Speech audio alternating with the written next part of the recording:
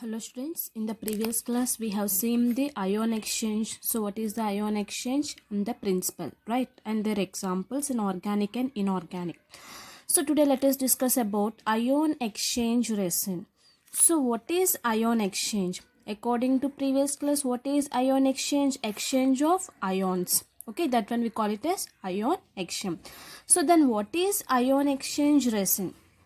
So here ion exchange resin is nothing but it is a cross-linked microporous organopolymer, we can say, which contain functional groups. That one we call it as ion exchange resins. Okay, so what we can say here, there is a exchange of ions between the which consists of cross-linked microporous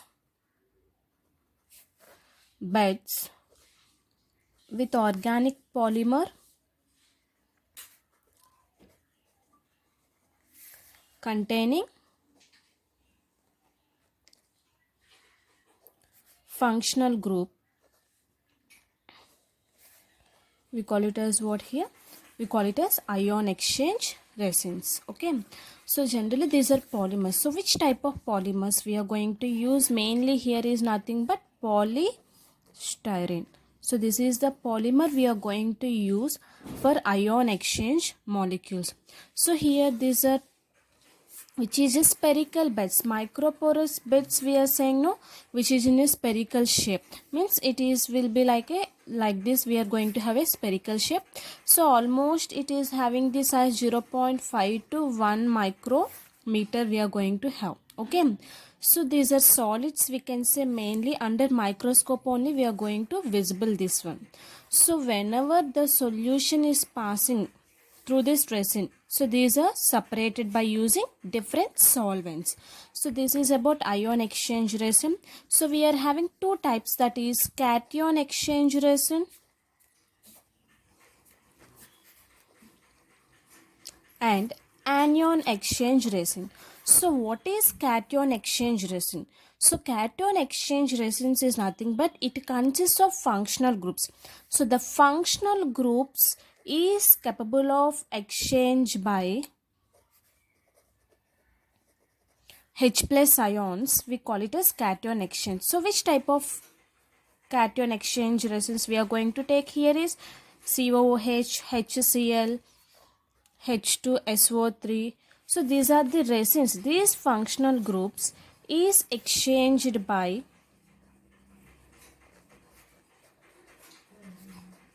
H plus ions, we call it as cation exchange resins. Okay, so coming to next one, we are going to have anion exchange resins. So what is anion exchange resin? So anion exchange resin is nothing but what here, the functional groups which is exchanged by OH minus ions. So which type of functional groups here we are going to exchange? It is N plus R3, NHR2, NR2. So these are the functional, mainly we can say basic nature. Okay, amines we can say. So these are the basic groups which is exchanged by OH minus ions. We call it as anion exchange. So we are saying here exchange. So that's why we are saying that the molecules, the functional groups, whatever we are taking here, it is exchanged by OH minus ions. So these are exchanged by H plus ions. So this is nothing but cation and anion exchange resins. So when we go to applications, so these two are very important for the application mode of ion exchange. So we use different types of materials, ion exchange materials we are going to use. So which are insoluble substances? The ion exchange materials are insoluble. And why it is insoluble? Because they are loosely held ions, means the ions can flow from one place to another place easily. So because of that only these are insoluble substances we are saying. So here we are having natural substances like proteins, cellulose, biomolecules, peptides. So these are the materials we are going to use for ion exchange. So these are the ion exchange materials we can see, which is insoluble. Okay, so these are soluble only in organic compounds. So this is ion exchange material. Coming to synthetic material. So synthetic material is nothing but what here? Synthetic consists of mainly artificial, we can say. Okay, so synthetic material, what we can say, it is an artificial materials, we can say. Okay, so here this consists of phenol groups. Mainly this consists of what? Sulfonate and phenol groups are the synthetic materials we are going to use for ion exchange. So means what here? Example we can take polystyrene. For example, if you are taking here, this is a polystyrene. So here what we can take? Sulfonate. Okay, SO3H. So here it is having bond like this, and that's why we represent as a polystyrene. So these are the groups we are going to use for the ion exchange resin. So this is nothing but ion exchange resin. So we are having some applications. So the applications mainly indicates here separation of lanthanides, means inorganic mixtures we are going to use, and also water softening, demineralization and dealkalization, decationization. So these are the applications we are going to discuss here. So let us see first one, separation of inorganic mixture. So separation of inorganic mixture. So inorganic compounds, mainly we are going to take here lanthanide series. Okay, so which is having the common oxidation state is La plus 3 and Cu plus 3, Eu plus 3, Dy plus 3, Py plus 3. So means what here? Lanthanum, cerium, eurobium, dysprosium, promethium, okay, niobium. So these are the things. When you come down, finally we are going to get at last what? Lutetium, Lu plus 3. So these are the lanthanide series. Okay, so these all lanthanides. So coming to here, we are having lanthanide contraction, right? When we have seen in our earlier classes, so in our earlier classes, if you have been discussed lanthanide contraction. So what is the lanthanide contraction? The decrease in atomic radii, size of the atomic radii, we call it as what here? Lanthanide contraction. So why it is decreasing? Why? Because the cause of the decrease in lanthanide contraction is why? Because when you take an atom here, the shells, whatever it is there in the atom, so the atom is having poor shielding effect. So because of that poor shielding effect, what we can say? There will be a decrease in atomic radium. So which will be having more size here? This lanthanum is having more size. And coming to lutetium, what we can say here? It is having less size from top to bottom. Means what here? The atomic radii is decreasing, atomic number is increasing. Because of this reason, what we can say? From top to bottom, they are decreasing. So means what here? The lanthanum is going to have the more size and lutetium is having less size. Okay, so here when lanthanides have similar oxidation states, so they are exist in the combined state also, we can say. So now what we are doing here is nothing but here, by using ion exchange method. So by using ion exchange method, we are going to separate the lanthanides here. Okay, so means what we can say here? By using ion exchange, we are going to separate what here? We are going to separate lanthanides based on their size and hydration. Hydration is nothing but the H plus ions. Okay, based upon the size and hydration, we are going to separate the lanthanides here. So this is nothing but separation of inorganic mixture. So generally here in this what happens means, so here we are having cation exchange resins and anion exchange resin we are having. So for this I have taken cation exchange resin. Okay, so cation exchange resin I have taken. So which is consisting of a sulfonic acid, SO3H. Okay, so here I have taken sulfonic acid. So this sulfonic acid is nothing but a cation exchange resin. So in this separation method, generally here the lanthanides, whatever we are taking here, lanthanides, okay, La+3 I have been taking here. So before going to this, we are having here stationary phase sorry, and mobile phase. So the stationary phase indicates here the resin which is in a solid state, and here mobile phase is nothing but lanthanum which is a liquid. Okay, so here these two are the stationary. Moving liquid we call it as mobile phase, stationary means which is in a constant one. Okay, so now what happens here, the hydrated lanthanide cations are separated. So the basic principle of separation of inorganic mixtures is nothing but we are going to separate the hydrated molecules, hydrated cations.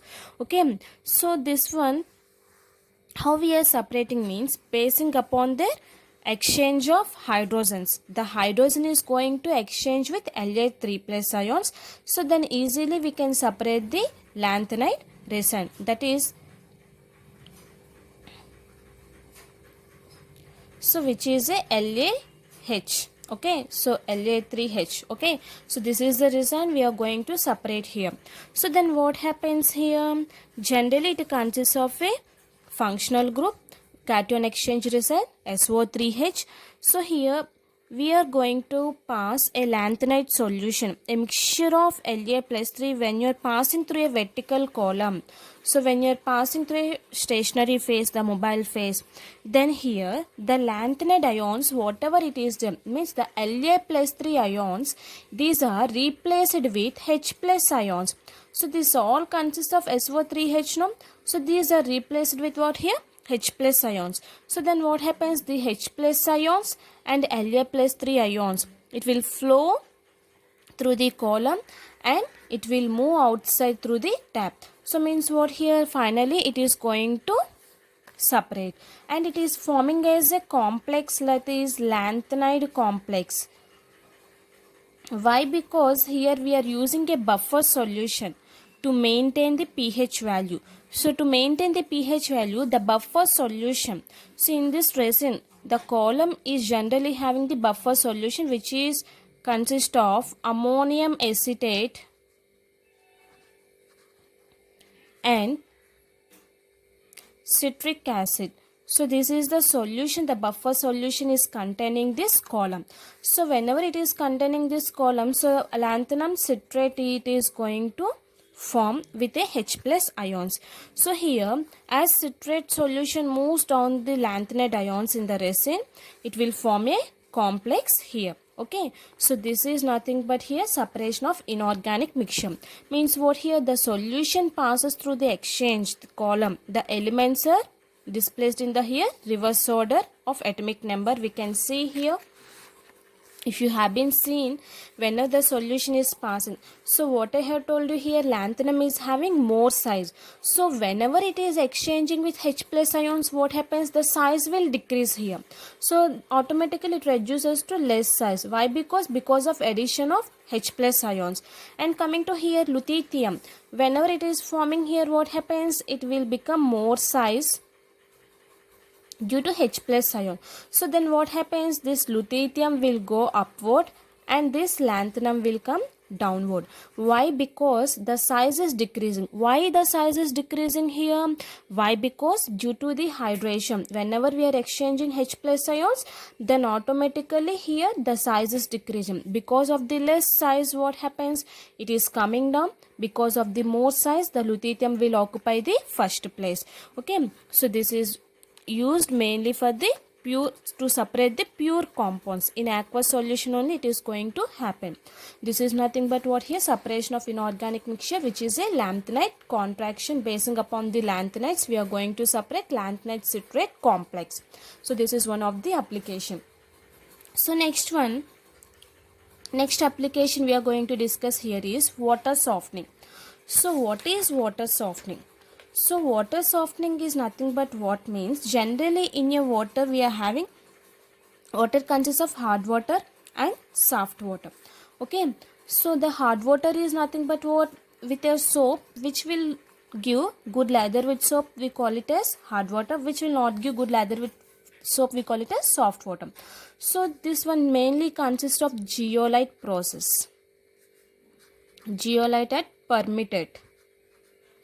So this is a permeate or zeolite process which is used to get the soft water here. So in this what happens means, we are going to remove the metal ions. Okay, so water softening is nothing but what, the water is going to remove the metal ions and it is used to form the sodium ions. Means the metal ions is combining with the sodium ions to form the metal ions. So now what happens here, in this first we are taking raw water which is known as hard water. So this hard water consists of all minerals in the reservoir. Okay, so the minerals, so in the reservoir, so the minerals is nothing but what here, the minerals we are going to take here is calcium chloride and magnesium sulfate. So single tube we are taking here. So whenever the calcium chloride and magnesium sulfate is present, so already here the resin is present. Okay, so the zeolite what we are going to use, mainly the zeolite is here sodium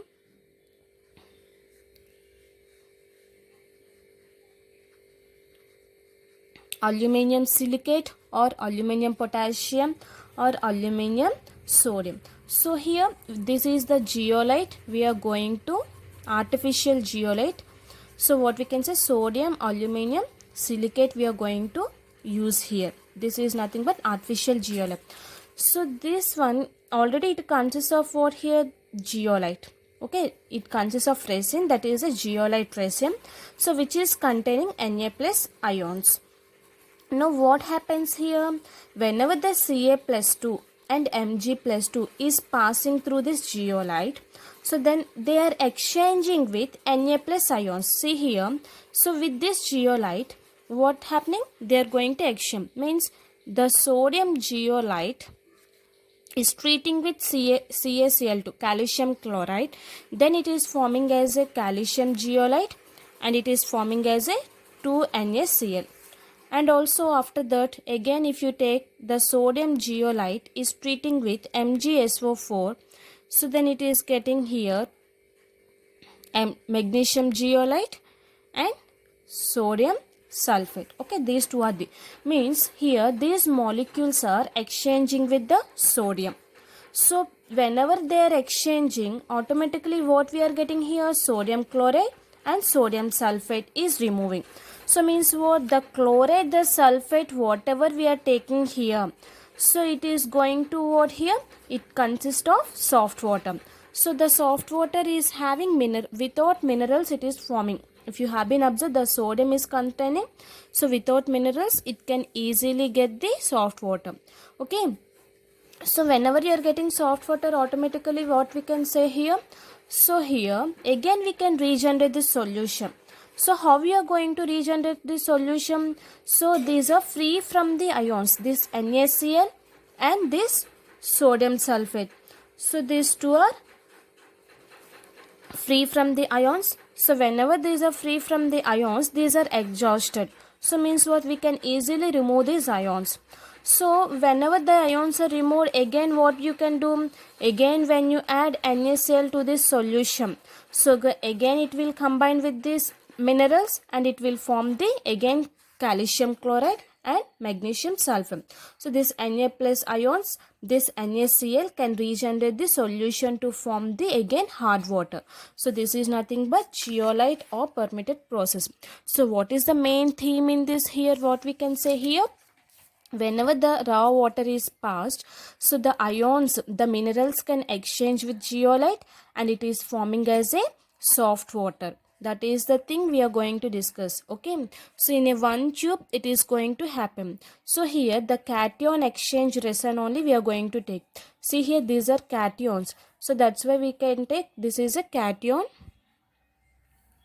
exchange resin. Okay, so means what? By flowing the water means the solids are removed here, then what happens, the finally the resins will be replaced with the calcium and magnesium. The water will get soft. This is regenerated by what? Again this is regenerated by NaCl. When you add NaCl, again you are going to get CaCl and MgCl4. So this is about water softening process. So next one we are having demineralization or deionized water. Demineralization or deionized water is nothing but removal of minerals or removal of ions. So removal of minerals and removal of water, we call it as demineralized or deionized water. Okay, so now let us take a two tanks. One is cation exchange column, another one is anion exchange column. So these are the two tanks we are going to take. So in this, what is the principle of this? So what we are going to learn here is nothing but, so here the cation exchange resins are exchanged with anion exchange resins. So these are the resins. So this is a cation exchange resins and these are anion exchange resins. Okay, so these are the two things which are going to, the cations and anions are going to exchange their resins. So now what happens means, this cation exchange resins consist of some carboxylic acid or sulfonic acid, COOH or SO3H. So means what here, it is containing of H plus ions. No, this H plus ion is going to exchange with the calcium and sodium here. Okay, so here what will happen means, generally the resins which is in the here, for cation we are going to use here HCl or H2SO4. For anion we are going to use here NaOH or Na2CO3. So these are the things we are going to use. So now in this what happens means, if you pass a hard water, the hard water consists of calcium sulfate and sodium chloride. So when you are passing with this one, so then what happens here, generally in cation we are passing to the cation exchange resin which consists of RCOOH we can take. Okay, so plus Na plus ions we are taking, then it is forming as a, or NaCl we are taking. So then what happens, it forms as a RCOO Na plus H plus, it is releasing H plus ions. Okay, this H plus ions is replacing with what? Na plus ions. And in the same way, if you take again, so this Ca plus 2 means CaCl2, then what happens, we are going to get here RCOO twice Ca plus 2Cl minus or H plus. It is replacing with H plus. Okay, so these are the molecules. So finally what, so the H plus ions is replaced with what? Ca plus 2 and Na plus. So whenever it is replaced, then automatically what happens, this SO4 plus minus 2 Cl minus. So the anions, whatever it is formed, it is going to pass through the anion exchange resin.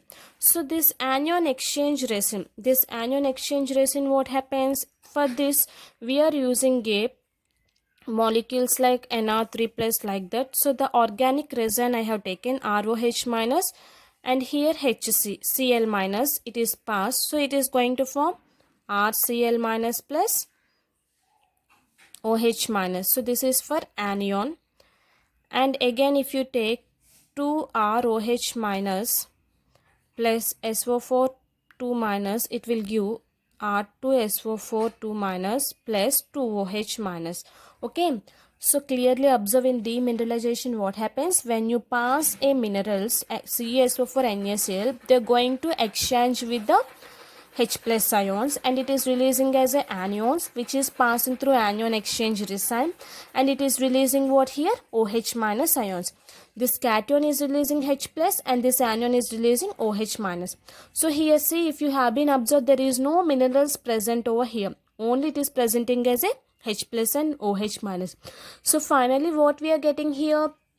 Finally we are getting here soft water, which is a deionized water. Okay, so the water molecule is removing. So finally we got soft water. Then how we have to regenerate this molecule? So to regenerate this molecule, so what is the regeneration we are using to regenerate this molecule? Again, if you use HCl, the minerals will get regenerated. If you use NaOH, the minerals will be regenerated. So if you add HCl solution to this molecule, the ions whatever it is present, it is going to regenerate. And if you add NaOH molecule, so it will be regenerated to form again the anion chamber. So means what here? To regeneration RNA plus H plus. So what happens? Again it form RH plus Na plus it is going to form, and RCl minus plus OH minus, it will form ROH minus plus Cl minus. So this is the thing, it is going to form the demineralization formula. Okay, so it is very expensive. If high minerals is present, it is not going to perform this process. Only for low minerals only it is going to happen this one. So this is nothing but applications of the ion exchange resin. The first one is separation of inorganic mixtures, second one water softening, third one we are going to discuss is demineralization and deionized water. Okay, so these are about the applications and ion exchange resins. Thank you.